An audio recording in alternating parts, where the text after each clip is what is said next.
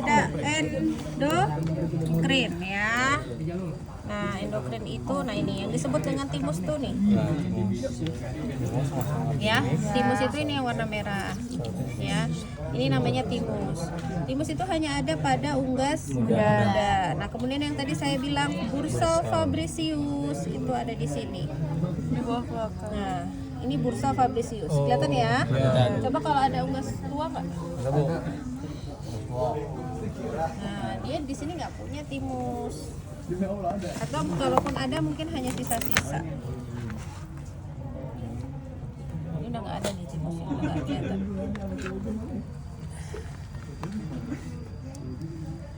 Ini timusnya udah nggak ada tuh ya, udah clear. Kalau ini ada, tapi jangan ketukar sama lemak ya. Jadi kalau timus itu warnanya ya agak peach gitu ya. Tapi kalau lemak dia warnanya putih. Nah, di sini juga sudah tidak ada Bursa fabricius. Kalau teman-teman mau lihat, ada nggak Bursa fabricius? Nggak ada ya, jadi clear. Oke, ini bursalnya. Ya, jadi ini adalah organ kekebalan tubuh pada unggas muda ya. Ada bursal, ada timus. Nah, kemudian ada yang disebut dengan tiroid. Iya. Di sini ada nggak? Ada. Ini tiroidnya. Ini tiroid, ini tiroid. Ya, mirip seperti timus tapi dia lebih kecil, lebih berbentuk. Lebih bulat. Ya, lebih bulat. Nah, di sini ada lagi yang di bawahnya ya. Ada yang flash nggak? Pakai flash.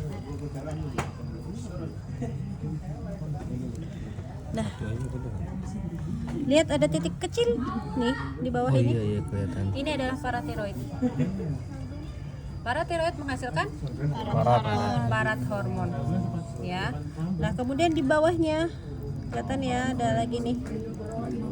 Ya, ultimo brachial menghasilkan kalsitonin. Kalsitonin untuk apa? Untuk menurunkan kadar kalsium. Iya, kaitannya dengan kalsium. Ya, jadi kalau kalsium untuk apa?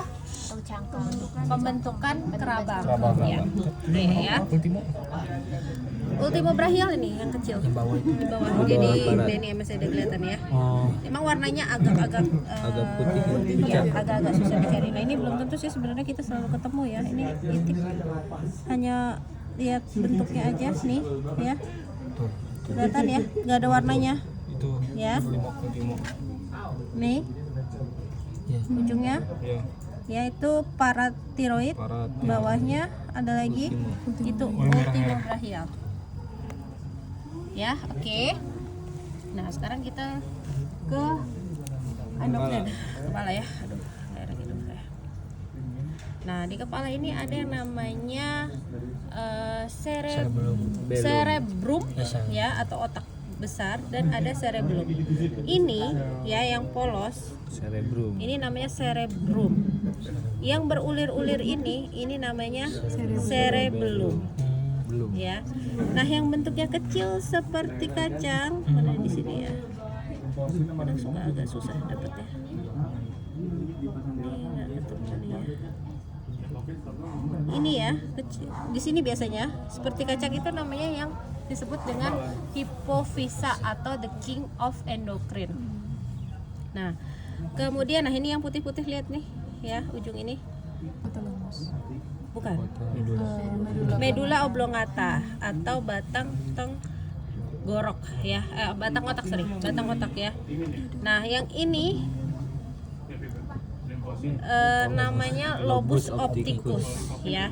Lobus opticus. Jadi ini yang bagian kepala ya. Jadi ini ada cerebrum, ini cerebellum, ini ada medula oblongata, kemudian ada lobus opticus ya. Hipotalamusnya di Hipotalamus yang seperti kacang ini enggak. Ini belahnya enggak tengah, jadi enggak kelihatan. Ini enggak kelihatan nih hipotalamusnya, kayaknya rusak. Bentuknya seperti kacang dia ya, kecil. Nah, ini kan enggak center, enggak tengah, jadi agak susah. Memang agak susah dicari. Ya. Nah, kemudian apa lagi ya? Endokrin. Nah, endokrin ini teman-teman bisa lihat biasanya di belakang. Nah, ini ya. Yang ini kelihatan warnanya orange, Ya. peach. Peach. Ini apa ya kira-kira? Adrenal. Kelenjar adrenal. Sekresinya hormon adrenal ini, kelenjar adrenal. Ya. Ini sekresi hormon adrenal. Ginjal sekresi apa? Dehidropolikalsiferol. Fungsinya Untuk kalsium juga. kaitannya dengan kalsium. Kalau kalsium berarti ke pembentukan kerabat. Oke. Apalagi yang belum nih? Kebalan udah tadi. Udah kekebalan ya. Jadi nanti ada sekatonsil. Sekatonsil itu ada di mana? Sekatonsil itu ada di sini nih. Nah, di dalam sini nih ya, di sebelah sini. Di cabangnya itu. Ya, di percabangan sini biasanya ya. Kemudian ada bone marrow. Bone marrow itu adalah sumsum tulang. Oh, sum-sum. Sumsum tulang ya, jadi di bone marrow. Di mana Bu? Aslinya di mana Bu? Sumsum tulang. Sumsum tulang ada di mana? Ada di paha, ada di tulang paha. Kamu kalau makan ayam goreng biasanya di bagian tulang kan suka ada merah-merah kan? Iya, nah itu adalah sumsum tulang. Tulang paha, tulang paku biasanya ya, banyak di sini. Atau tulang paha betis itu banyak di merah. Ya, kemudian ada lagi sel darah putih, itu juga bagian dari organ bagian dari tentara ya. Sel darah putih kan ada di peredaran darah kemarin ya.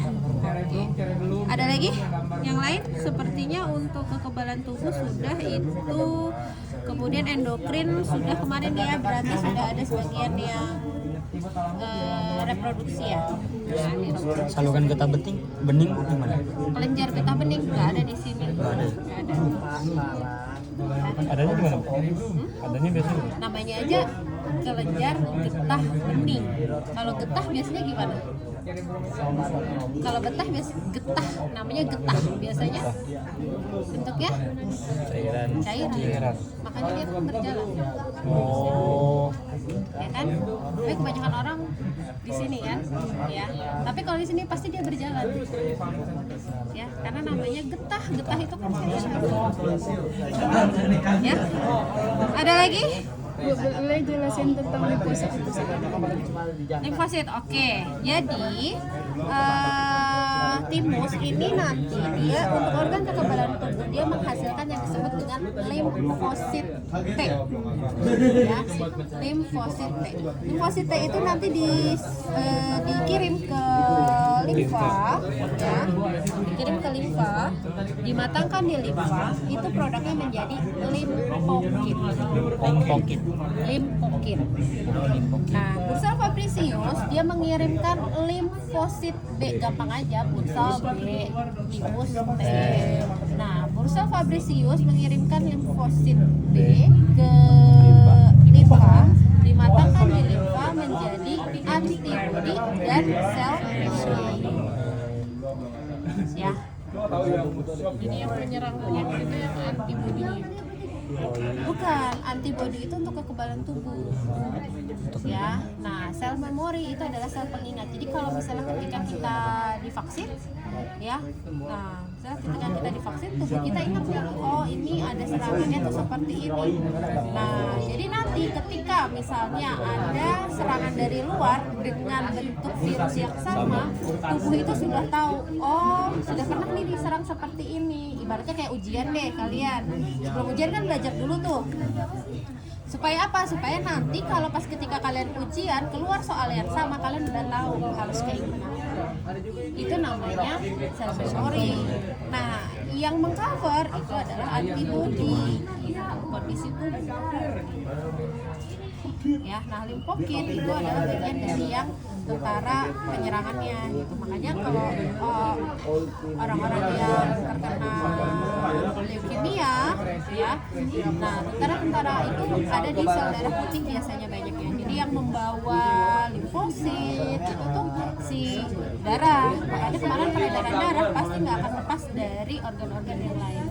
Dia bawa sari-sari makanan, dia bawa organ kekebalan tubuh, dia bawa hormon, dia bawa oksigen produk dari pernafasan, karbon dioksida produk dari pernafasan, dia bawa hormon produk dari endokrin, dia bawa sari-sari makanan, produk dari pencernaan gitu kan, kemudian dia bawa apa lagi, limfosit, kekebalan tubuh dan lain sebagainya, produk dari organ kekebalan tubuh. Jadi darah itu nggak bisa begitu saja dia terlepas, pasti akan membutuhkan darah sebagai alat transportasinya, ibaratnya gitu. Jadi setiap organ ini dia menghasilkan sesuatu, tapi yang mendistribusikannya adalah si darah tadi. Ya, termasuk sel darah putih.